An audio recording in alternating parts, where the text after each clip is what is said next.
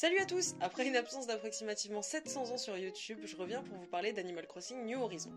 Le jeu sortira le 20 mars, et j'avais déjà parlé de mes espoirs en général, mais maintenant j'ai envie de parler des villageois que je ne veux surtout pas voir dans mon village.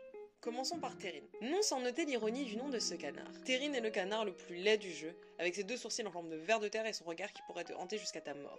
Elle fait partie des personnages que je ne peux pas voir dans le jeu, genre elle est moche, trop moche.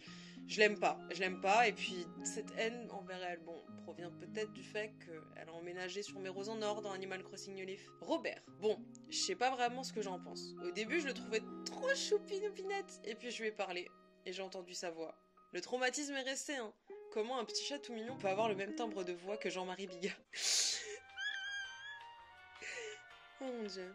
Carlos et Krakos. Déjà, je suis pas spécialement fan des grenouilles et des crapauds dans Animal Crossing, mais alors ces deux-là, ils me débectent particulièrement. D'une part, ils ont la même allure que les crackheads qui traînent à Châtelet, et en plus, on a l'impression qu'ils vont nous vomir dessus à tout moment. Pamela. Alors Pamela, c'est le personnage par excellence qui aurait pu être trop mignon parce que son comportement est adorable, mais quand tu le vois physiquement, tu ne peux pas accrocher. Gruyère. Gruyère et moi, c'est une grande histoire de haine passionnée. C'est le premier personnage moche que j'ai croisé dans Animal Crossing New Leaf. J'arrive dans mon premier village, toute pimpante, heureuse d'être la nouvelle mère d'une ville en expansion. Je m'en vais visiter deux des habitants. Ils sont pas forcément stylés, mais plutôt mignons. Et puis je vois ce nom sur la carte, Gruyère. Je toque à la porte de sa maison. Il n'est pas là. S'en vient une recherche de 10 minutes dans tout le village pour tomber sur ça. Sa dégaine de vieux daron qui traîne dans des bars PMU et sa voix similaire à celle de Robert m'ont convaincu.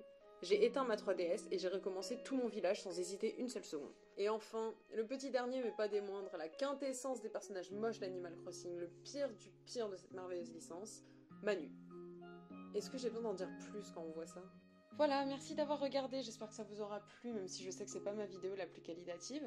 Voilà, j'avais juste envie de me faire plaisir et de parler d'Animal Crossing un peu, donc merci d'avoir regardé jusqu'au bout, et puis à bientôt.